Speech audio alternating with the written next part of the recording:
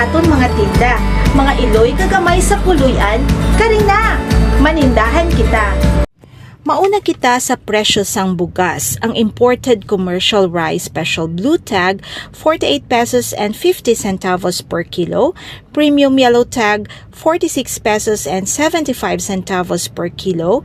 Well-milled white tag, 48 pesos per kilo. Kag regular milled white tag, 48 pesos per kilo. Para naman sa local commercial rice, ang special blue tag, 47 pesos and 50 centavos per kilo. Premium yellow tag, 44 pesos per kilo. Well-milled white tag, 41 pesos and 75 centavos per kilo. Kag regular milled white tag, 38 pesos per kilo. Sa presyo naman sang mais, ang yellow corn grain for feeds, 33 pesos and 50 centavos per kilo. Yellow corn grits for feeds, 35 pesos per kilo. White corn grain for food, 80 pesos per kilo. White corn grits for food, 80 pesos per kilogram. For livestock and poultry, beef rump 320 pesos per kilo, beef brisket 280 pesos per kilo, pork ham or kasim yara sa 255 pesos per kilo, pork belly 270 pesos per kilo, whole chicken commercial yara sa 180 pesos per kilo, whole chicken native 300 pesos per head, kag ang chicken egg yara sa 8 pesos per piece.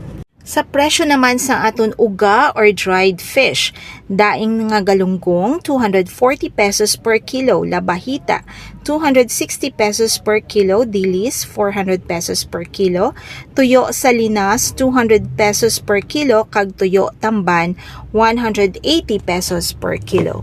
Sa presyo naman sa aton isda, bangus 200 pesos per kilo, tilapia 158 pesos and 75 centavos per kilo, galunggong local 200 pesos per kilo, imported 220 pesos per kilo. Ang alumahan 230 pesos per kilo, sapsap 180 pesos per kilo, kag tamban yara sa 100 pesos per kilo.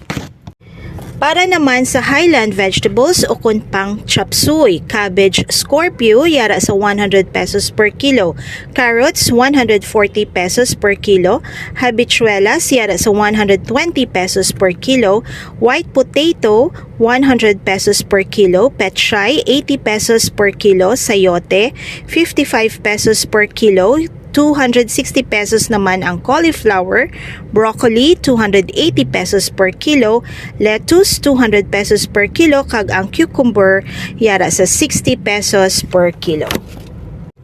Para naman sa aton lowland vegetables o kun pang pakbet, ang palaya 80 pesos per kilo, sitaw 40 pesos per kilo, petchay native yara sa 100 pesos per kilo, squash o kun kalabasa 30 pesos per kilo, eggplant 67 pesos and 50 centavos per kilo, tomato 80 pesos per kilo, radish 77 pesos and 50 centavos per kilo, okra yara sa 80 pesos per kilo, mung bean 87 pesos per kilo, kag ang peanut yara sa 115 pesos per kilo.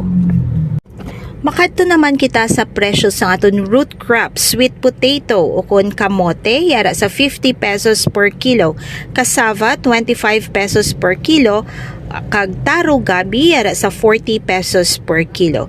Sa prutas naman, banana lakatan 80 pesos per kilo, latundan 50 pesos taga kilo, saba 25 pesos per kilo, papaya 60 pesos per kilo, kag mango 150 pesos per kilo. For other commodities, ang aton refined sugar yara sa 100 pesos per kilo, wash sugar 80 pesos per kilo, ang brown sugar 78 pesos and 50 centavos per kilo, cooking oil palm 350 ml yara sa 35 pesos, kag ang 1 liter 100 pesos per liter. Makadto naman kita sa presyo sa aton spices o kun panggisa. Ang red onion yara sa 205 pesos per kilo, imported red onion yara sa 200 pesos per kilo, White onion, 120 pesos per kilo. Garlic imported, 120 pesos per kilo. Garlic native, 120 pesos per kilo. Ginger, o kung luya, yara sa 100 pesos per kilo. Chili, labuyo, 250 pesos per kilo. Hot pepper, 126 pesos per kilo. Kag ang sweet pepper, yara sa 241 pesos per kilo. Kag amo ini ang mga presyo sa aton nga merkado.